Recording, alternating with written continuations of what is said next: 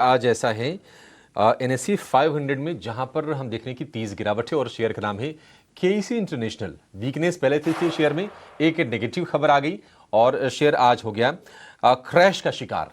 क्यों गिर रहा है ये जरा समझ लेते हैं। हमारी सहयोगी कनिष्का हमारे साथ जुड़ गई हैं। कनिष्का बताइए क्या रीजंस हैं केईसी में इतने बड़े फॉल के? केईसी इंटरनेशनल आज फोकस में है क्योंकि पावर ग्रिड ने कंपनी को नए टेंडर्स से बार किया है अगले 9 मंथ्स के लिए। ये एक्शन एक अलेजेड कॉन्ट्रैक्चुअल ब्रीच के वजह से है, जिसका जिक्र केईसी ने 24 मार्च 2025 में ऑलरेडी एक्सचेंजेस पर किया था। पावर ग्रिड ने साफ किया है कि ये जो बैन है ऑनगोइंग प्रोजेक्ट्स को इम्पैक्ट नहीं करेगा। अब सवाल ये है कि मैटर है क्या। रिपोर्ट्स का कहना है कि एक अलेजेड 2.5 लाख का ब्राइब दिया गया था पावर ग्रिड के कॉन्ट्रैक्ट्स पर बिल प्रोसेसिंग में फेवर्स लेने के लिए। इसी को लेकर 24 मार्च 2025 को एक्सचेंज ने केईसी से क्लैरिफिकेशन मांगा था। सीबीआई के एफआर में केईसी और उसके सीनियर एग्जीक्यूटिव्स का नाम है, ऐसा हम रिपोर्ट्स में देख रहे हैं। केईसी का कहना है कि वो लीगल ऑप्शंस एक्सप्लोर कर रहे हैं और पावर ग्रिड से बैन रिव्यू करने की भी कोशिश कर रहे हैं। इसके अलावा उन्होंने कहा है कोई मटेरियल इम्पैक्ट इस डेवलपमेंट का नहीं होगा उनके फाइनेंशियल्स पर, क्योंकि उनका ऑर्डर बुक काफ़ी स्ट्रांग है और वो इस इन्वेस्टिगेशन में भी कोऑपरेट कर रहे हैं ऑफिशियल्स के साथ। पावर ग्रिड का स्टैंड ये है कि वायलेशन के चलते 9 मंथ रिस्ट्रिक्शन जस्टिफाइड है, लेकिन ऑनगोइंग प्रोजेक्ट्स पर इसका कोई असर नहीं पड़ेगा।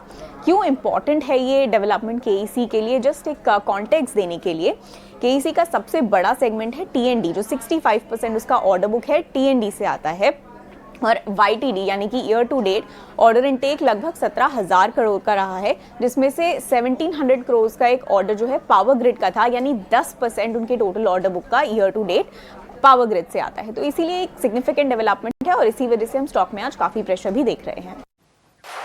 ठीक है कनिष्का, बहुत शुक्रिया। तो पावर ग्रिड जो कि एक बड़ा कॉन्ट्रैक्टर है, उसके टेंडर में कंपनी पार्टिसिपेट कर नहीं पाएगी। 9 महीने का बैन लगा दिया गया है, लेकिन लीगल ऑप्शंस तलाश रही है कंपनी। देखते हैं कि आगे क्या होता है। केईसी इंटरनेशनल, अजीत जी, मान लीजिए जिनके पास शेयर हों, निश्चित तौर पर थोड़े परेशान तो होंगे ही लोग। कहाँ पर सपोर्ट लेवल आपको दिखाई दे रहा है? कब तक ज़्यादा टेंशन नहीं लेना है?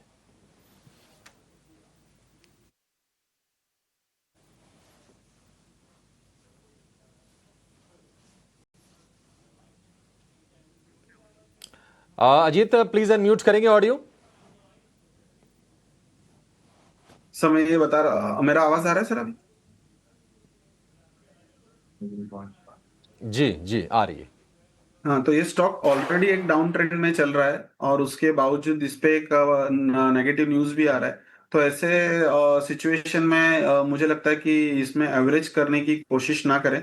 चांस मिला तो एग्जिट करना चाहिए।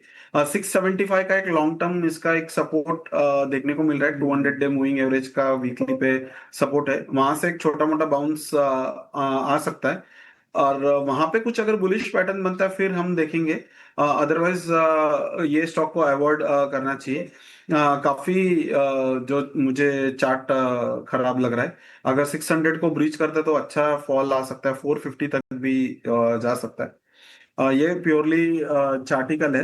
इसमें मैंने कोई फंडामेंटल एस्पेक्ट नहीं जोड़ा है कि वो जो प्राइस है 450 475 जस्टिफाई करता है कि नहीं। मगर ओवरऑल चार्ट पैटर्न खराब है, तो इसमें कोई बाइंग अभी ना ढूंढे तो बेटर रहेगा।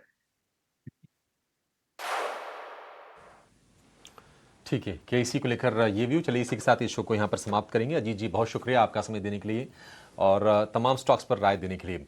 एक छोटा सा ब्रेक के बाद लेकर आएंगे वो स्टॉक्स। नमस्कार।